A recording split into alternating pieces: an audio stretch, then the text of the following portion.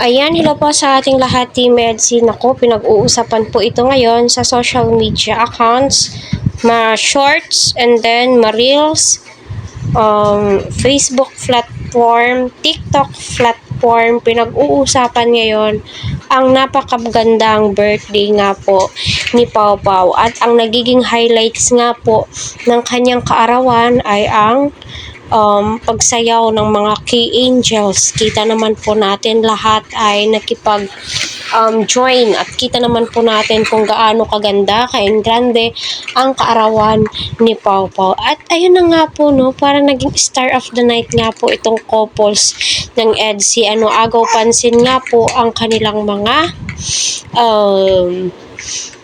kakulitan, especially si Kalingap Edu na napapaindak, napapasayaw sa kagandahan nga po ni Viancy. So totoo naman po talaga at hindi naman po talaga natin maitatanggi na napakaganda po talaga ni Viancy sa totoo lang. Yung tipong hindi ka po talaga mauumay sa kagandahan niya. Bukod po sa maganda na si Viancy, napakabait din po niya, di ba? Ang bait-bait niya. The way na mag-approach po siya doon sa live ni Kuya Val, the way na makipagsalita siya, di ba? Makikita mo yung purities niya, yung totoong tao po siya. Although lahat naman po sila magaganda, mababait, pero kakaiba si Viancy, di ba? Yung tipong nasa kanya na lahat. Diba? Kabaitan, napakagalang, di po maiaalis sa kanya yung ngiti. Number one po, yung ngiti po talaga niya. Parang masasabi mo, wow, ang sarap niyang kaibiganin.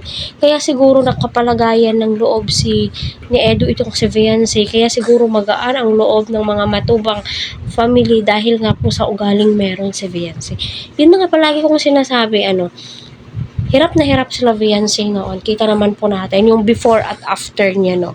Mahalin tulad po natin doon na yes, nabago man po sila, yung estado ng pamumuhay po nila. Madami naman po ang pera ni Viancy. Pero ginamit po nila sa tama at hindi yung pera ang nagbago sa ugali po nila. Correct me if I'm wrong, kung tama ba yung words ko kasi di naman po tayo perfecto po, Kita din po natin na enjoy nga po itong si Kalingap Edu. Kita po natin na masaya po siya, no. Yung ngiti ni Eds, grabe, no, abot tenga. So, totoo lang, yun po yung mga napapansin ko kay Kalingap Edu sa live. 4 hours na naka-live si Kuya Val Santos Matubang. Grabe yung support niya sa kanyang anak. Syempre, si Pau Pau po yan. Bunsong anak ni Kuya Val Santos Matubang. Diba? Di naman po lingid sa ating kaalaman ko. Gaano ka-supportive si Kuya Val sa kanyang mga anak. And syempre, kung gaano siya ka-supportive kay Kalingap Prab sa mga key angels ni Kalingap Prab, syempre, napaka-supportive din po ni Kuya Val sa EDSI. Tignan nyo, puro EDSI. Halos naglalabasan sa reels, sa shorts, at saka sa mga video doon sa Facebook, ay puro EDSI. Syempre, napakadami po ng supporters ng EDSI. Masasabi mo po talaga, dyan mo malalaman kung gaano ka-solid yung ibang supporters. May pa-flying kiss pa nga po itong si Eds. Kitang-kita naman po natin doon sa video, no? Haba, grabe.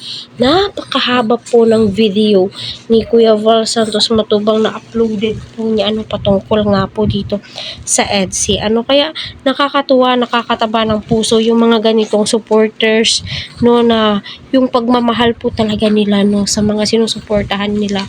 Di po talaga nagbabago. Lalo na po ngayon, no, malaki po yung improvement ni Viancy,